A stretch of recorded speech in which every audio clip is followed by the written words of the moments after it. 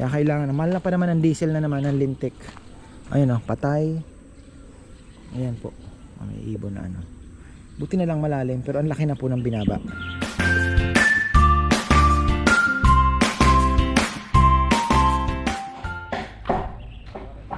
Magandang buhay. Silip tayo sa ating mga alaga. Nako, mukhang may mamamatay akong isang ibon. Parang binugbog.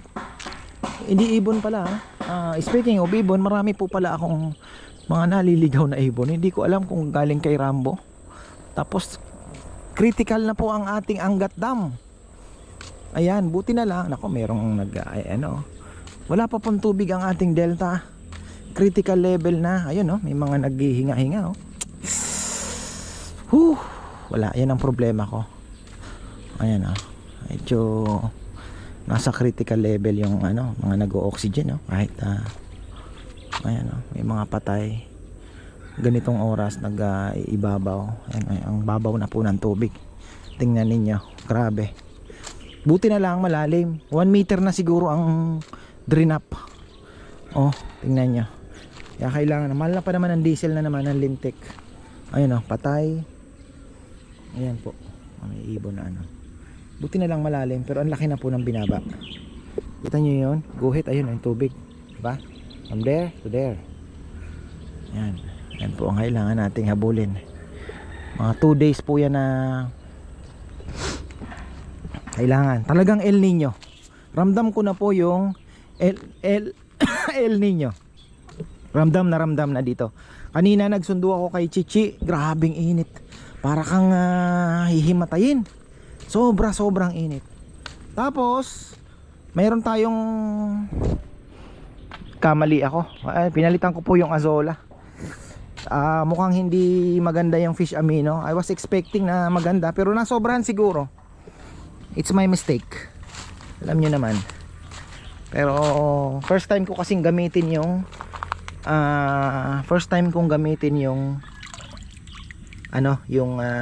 fish amino. So pwede tayo maglagay nun siguro konti lang, or mas maganda Atovi, mas maganda. Tapos ito bago naman po ito. Tingnan nyo pwede natin lagyan to ng bukas siguro maga. Lalagyan ko ng vermicast. Vermicast walang problema. Medyo naparami yata ang tubig, pero okay lang. Kailangan ko ilipat yun doon dito para matanggal na rin yung mga tadpoles. Tapos babantayan natin yung sa gilid, baka may mangitlog na naman na palaka. Pero ayan po yung natin, bagong Azola. Tapos next week papatrabaho ko na rin kay Kongkong isa pang, yun nga, ililipat natin dito. Ayan. Tapos tingnan natin, diba? May isa pa. Pero kailangan natin patanggal yung para may araw naman. Kulang sa araw. Medyo kulang sa araw. That's the story. Medyo natapangan natin. Speaking of duhat, giant duhat daw. Pero alam nyo, yung duhat na to, same lang ng duhat doon. Tingnan nyo. May nangangagat nga giant duhat, pero may tumira. Yan po, namunga na rin naman. Kasi sabi ko nga, ito pong duhat na to, this duhat is pasanga. Hindi po yan grafted. Ingat po tayo sa pagbili ng grafted. Sasabihin nila grafted po, pero hindi po grafted. Yan po ay sangang pinaugat lang. Binalatan ng kusot o kaya lupa o kusot siguro. And then hinintay mag-ugat, nung umugat, pinutol, nilagay sa timba. Ganyan po ang ginagawa nila. Pati sa mga karamihan, ginagawa nila yan sa mangga. Ito po langka. Hindi ko alam kung ano na ang kwento nito. Medyo nasunog ka ata o talagang wala din ng ulan. Grabe So ito, tatanggalin natin kasi ito luma. Ayan. Galing po yan sa kukuha pa ng nutrients. Tingnan nyo yung dugtong. Double rootstock pa yan, dalawang buto yan. Kaya lang medyo mahina ang, di ko alam kung bakit mahina. Sana naman umulan mamaya Grabe po El Nino talaga. Ramdam na ramdam ang El Nino. Ay. Kongkong talaga oh. Sabi ko, wag nang lagyan to. Kasi ililipat. Oh, linagyan niya pa. Kasi may ano yan, maraming butete. Ayun, may butete. Hindi niya pa tinanggal yung mga butete oh. Meron pa rin. Hindi niya na ano yung instruction ko. Kung kako, doon mo nalagay sa bago. Kasi ililipat din natin yung ano. Ay nako. Ayan. Pero okay lang. Kasalukin lang naman yan. Andito na naman si Chichi oh. Viking na naman ang kanyang ano. Ay, pero one. Baby pa.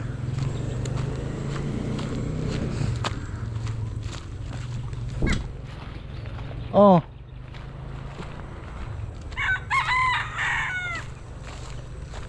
Oh, may nasa labas dalawa. Mukhang patay na ata yung isa. Binugbog eh. Sana naka-recover. Pero palagay ko hindi na. Binugbog siya.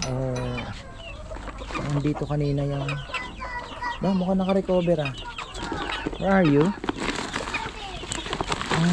Dito ko iniwan yun eh. Ito na, dedo na. Namatay. Hoy. Ano to? Parang mga binubugbog. Ay nako. Oo nga. Ay bago to ah. Kailangan nilang makarecover ah. May nakikialam eh.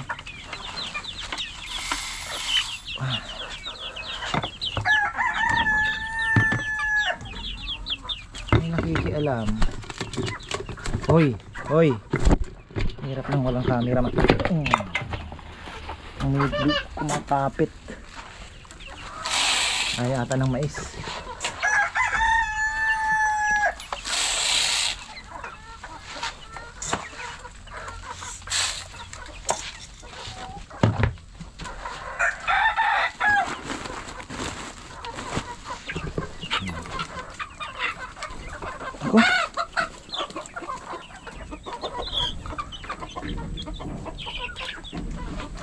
Ano? Sama ka na kina ate. Sama ka na kina ate. Ayun na sina ate. Dito, sige na. Nangangat yung chicken. Oh, bilis na. Makagat ka pa ng ano dito, malanggam. Chi, sama mo na.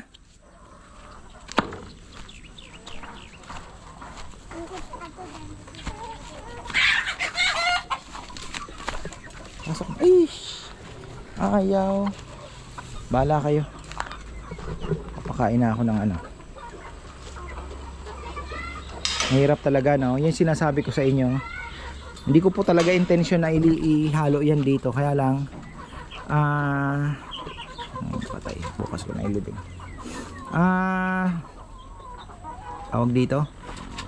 Talagang mabubuli. Kaya nga, 'di ba, sabi ko sa inyo, kailangan natin ng different ano, siguro mga 3 hati talaga. Ito ang pinaka main ano, breeder. Tapos 3 para yung different stages ng chicken. Hindi sila maghalo-halo, dapat magkakaedad. Parang baboy din. Yung baboy ganyan din eh. Hindi mo po pwedeng ihalo talaga yung maliit sa ano. 'Di ba? Hito ganun din, 'di ba? Kinakain niya. So, ayun. Kaya talaga bubulihin po ng mga malalaki. Pero yan naman, once na medyo nakalaki-laki na, medyo okay na yan.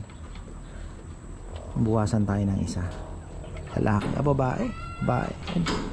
Ang lalaki. Ito lalaki. Medyo ano din yan. Takot na nga. Ayaw nang kumain.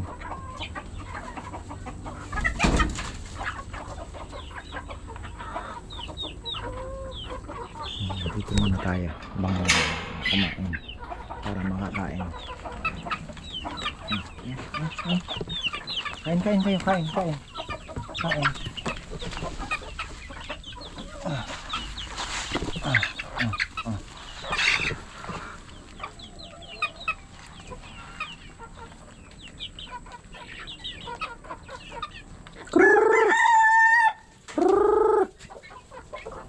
Parang parang mas gusto nila yung isang pagkain. GMP 1000. Kasi Integra 1 to eh. Parang mas mabango kasi yung isa. Parang can't resist sila doon.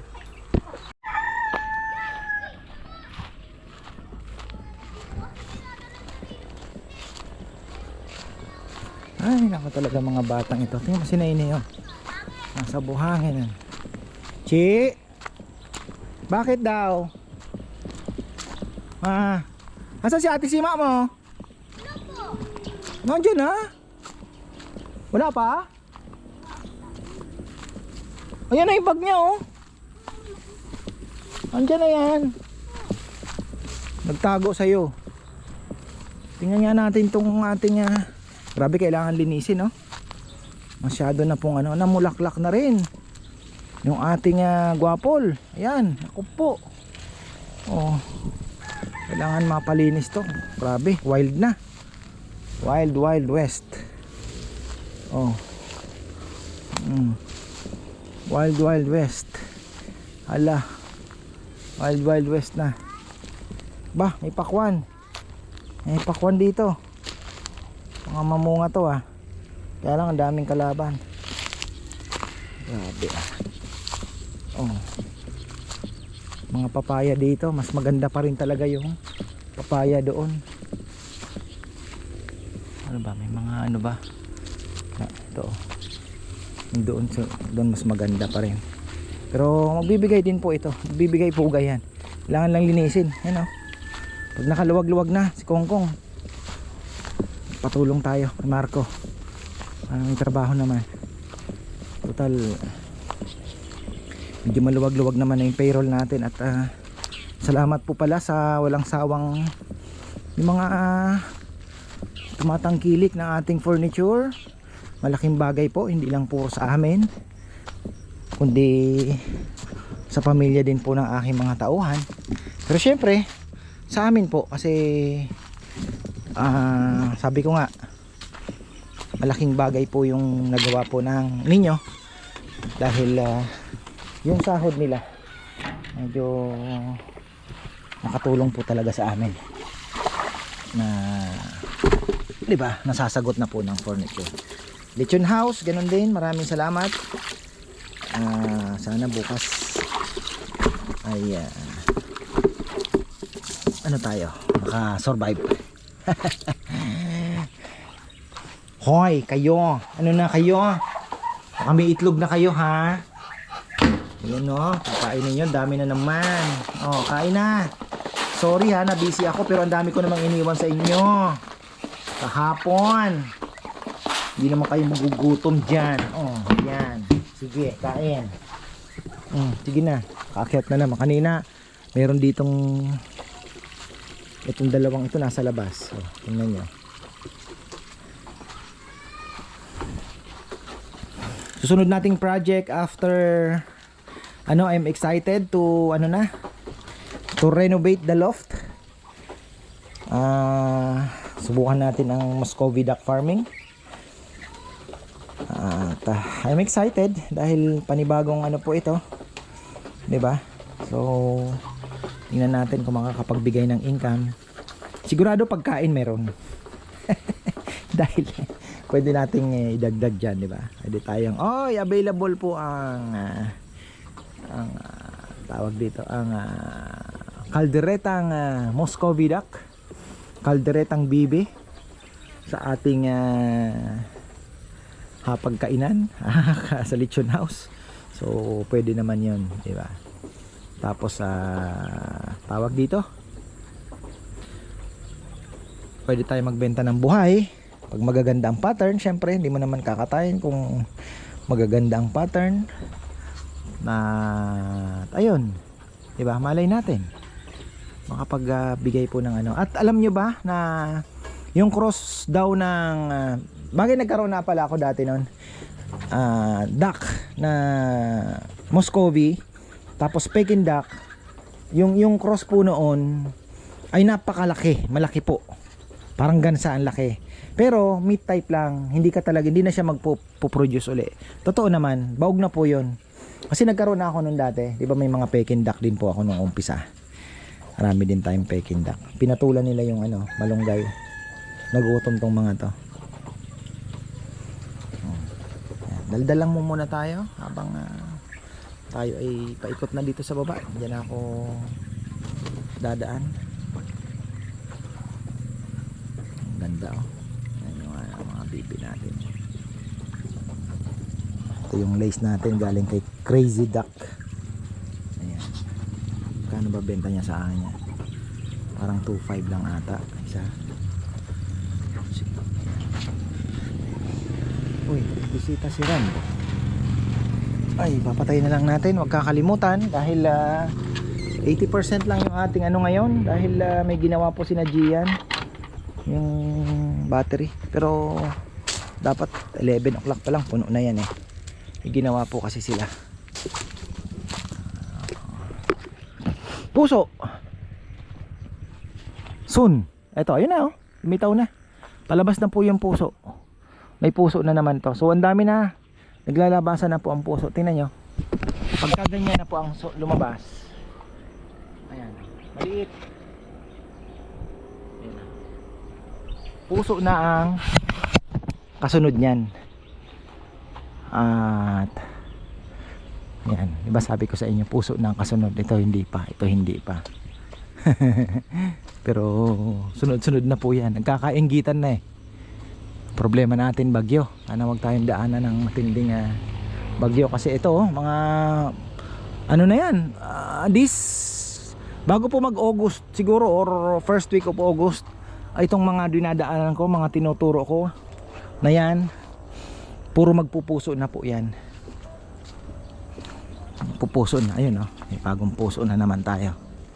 Kaya lang nakalaylay. Kailangan nating maayos kasi nako, arroz